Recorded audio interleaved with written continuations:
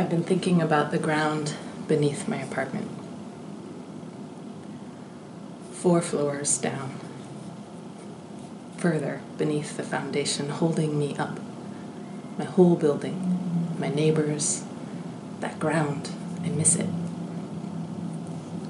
So I lay down here, on my floor. Offer my head and my shoulders, my hips and the backs of my knees, and my heels and my spine, my belly and my breath to the ground. You can join me if you'd like. I'd love it. Just lay down where you are. When you can, rest your head, your shoulders, your hips, the backs of your knees, your heels, your spine, your belly, and your breath to the ground. Or maybe you're like the blackfish and you need to roll over, press your belly down wherever you are, and rest. Or maybe you need to work, swim headfirst into danger. What is it we need now?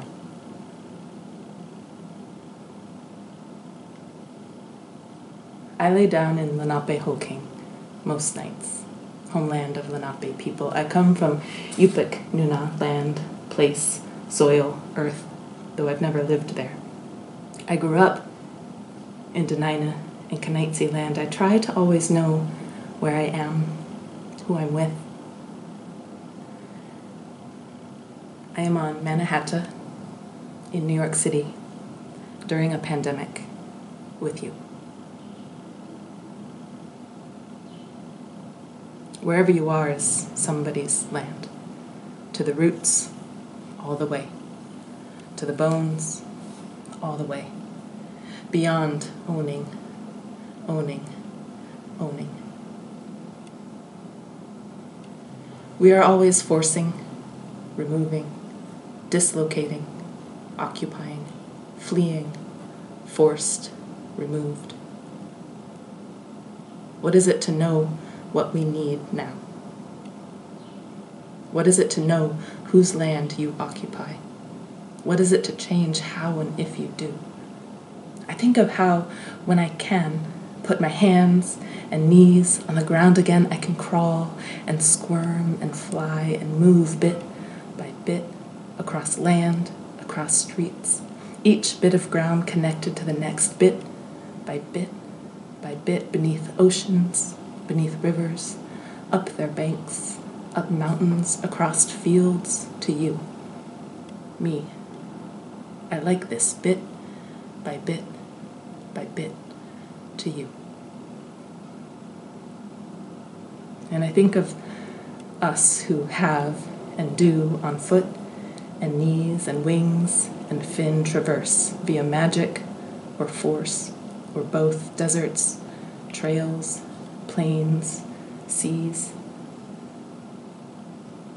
Like many of you, I have stood by choice on the edge of many seas. And 10 years ago, I told you, well, those of you who were with me then, I told you that my great-great-great-grandma Kwimiak, she gave birth in a kayak on a sea. This is her.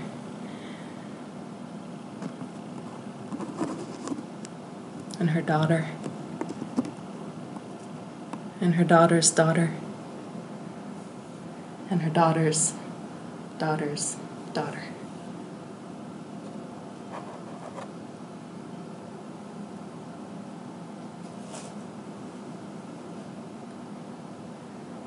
And it's all one sea, of course. This water out here in Lenape-Hoking stretches and grooves and flows under and over and touches the water nearest to you. But they have their particulars, don't they, the seas? And the water of my great-great-great-grandma Kwimiak's sea, it's grayer, silverier, deeper, colder maybe.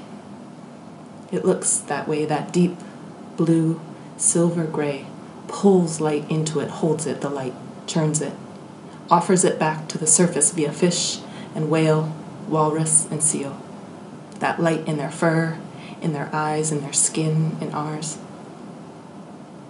My great-great-great-grandma Kwimiak, keeping her kayak steady, her belly, her blood. The skin of her kayak, touching the light, the deep blue silver gray. Skin, intestine, fur, slipping the surface, the skin of her boat.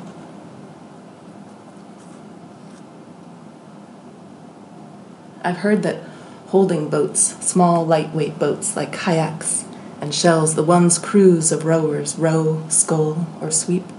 I've heard that holding them steady, those lightweight boats, those 17-pound shells, holding them steady in moving water of light can be vibration from water, through boat, through hull to body.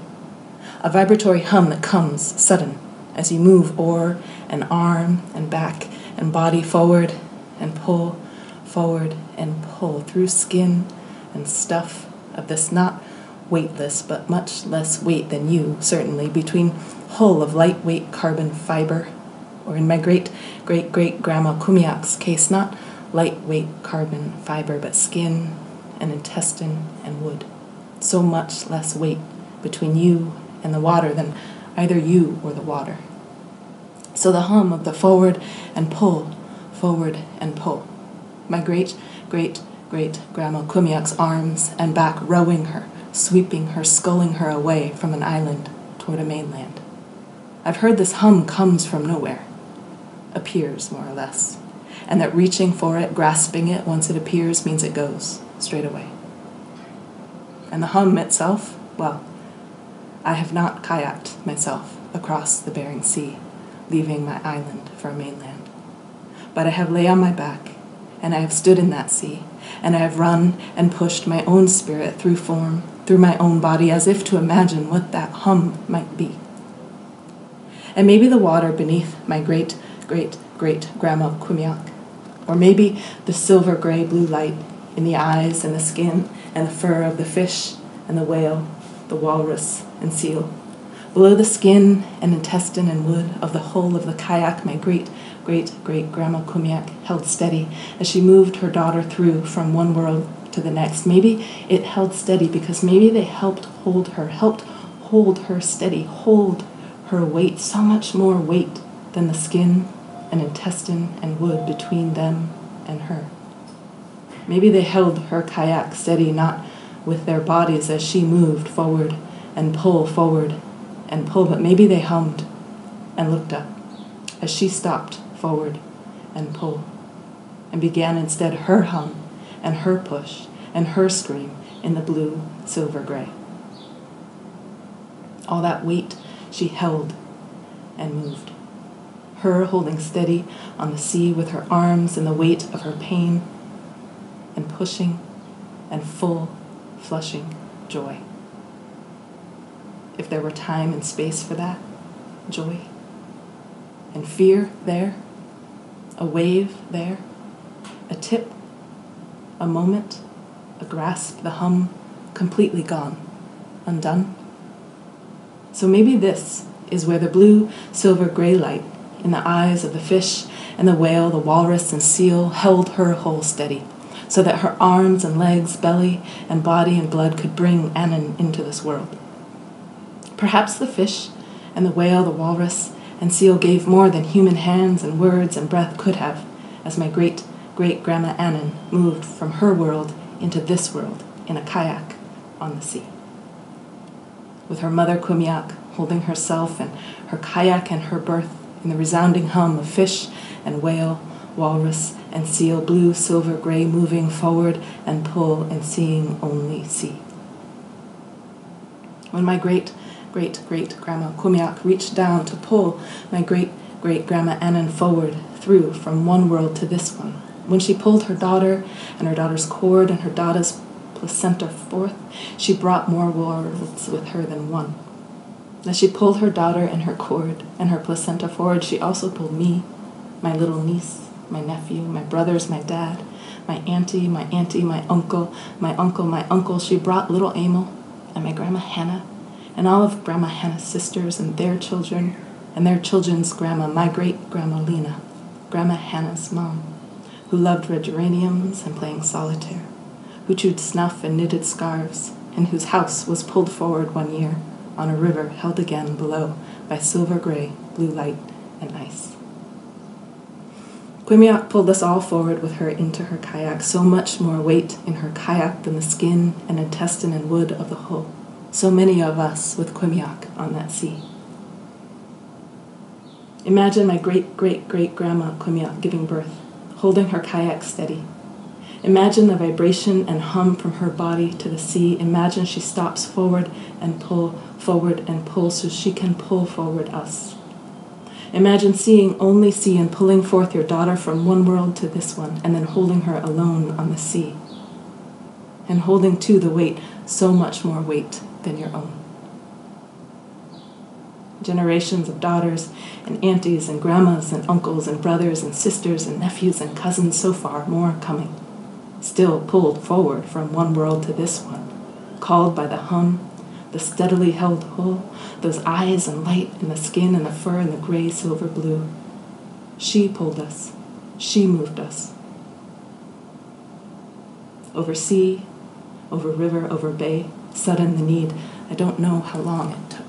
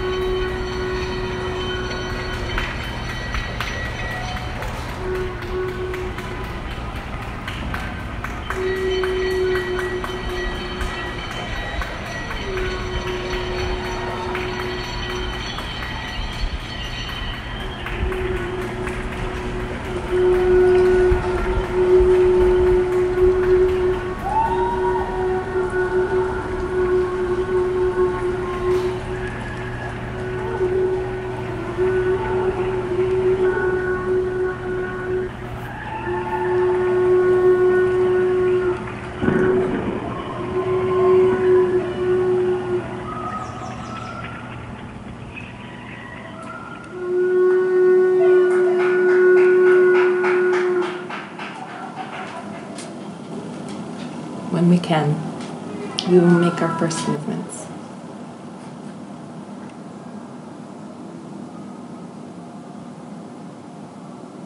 And it will be with joy and trepidation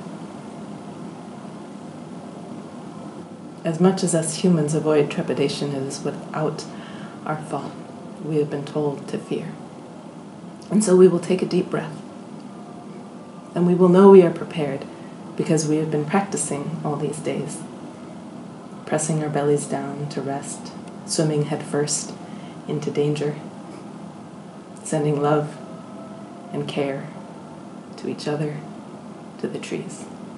We watched them from our windows. Well, we learned to watch them first. Learned to rest our agitations, our limits. Learned how to be in one place long enough, still enough, alone enough to notice. We learned to rest our bodies in ways that activated the many ways of knowing we thought we had forgotten. We learned to rest our eyes in our sockets, let the reality of the trees enter into our fields of vision, fill our eyes with texture, shape, color. We learned to see with the north and south and east and west periphery of our eyes. We learned to see in a way that invited the world in rather than pierced the world with the forward, moving, arrow-like, get out of my way we had moved through the world before. This new seeing let us see more clearly and more wholly. We could see the whole world and the way small things like that bird fluttering by or that plant rustling over there tickled us with surprise. We saw ourselves in relation to this world rather than separate from it. These things had always been happening, birds and plants fluttering and rustling, but we had forgotten. We learned from our time with the trees. And we learned from those who do not see to sense the reality of the trees, their form and presence and being. We noticed bud and burst and growth from early spring when this sickness came here to warmer days through summer. Each day we remembered to get up and give thanks to the trees. We began to recognize their breath, their need to breathe. We sensed this need. The same as ours. We noticed the respiration of the trees, full and alive, expanding and contracting in a way that is different than ours, but that moves, is essential to continuance. We gave gratitude for the breath of trees. And in turn, our breathing became easier. Some of us stood or sat by our windows for days, for weeks, some months, witnessing and breathing with the trees. Some of us grieved for the loss of breath. There are so many who have lost the ability to breathe. And so we learned to grieve and give gratitude, each breath a mingling of both a dark matter and a light matter, finding way to share weight, the dark matter, the depth of our gratitude, how deeply to the roots all the way, how far to the tips of each branch all the way, how clearly we began to sense the growth of bark. It was exquisite. The tickle of an ant moving across skin, the warmth of sun as it progressed through the days. How long have you stood here? 75 years, 200 years, 4,848 years, 23,040 breaths per day us humans take. We learned to take breaths without taking anything from the world at all. We learned to breathe through our hearts, opening them to the skies and the stars and one another. We learned this by watching the trees. And this is where we can begin. When we can. When we can move an inch and then a meter and take that first trepidatious step. Well, for some it was trepidatious, as we know now. Others leapt and spun and cheered and danced out open doors. Others wheeled and also leapt and spun. Others flew as if their feet did not touch the ground, those little feet of young ones bursting to the outside, those elder feet remembering the feel of ground, and the first thing we did was go to the trees. We moved in the ways we felt joy coursing through. And when we met, the trees and we, it was as if we had never seen something so full, so hearty, so dazzling. Some of us stood or sat or lay down with the roots. Some of us placed our trembling, thankful hands on the bark. Some of us climbed. Some of us sang our gratitude, claimed our gratitude, prayed our gratitude.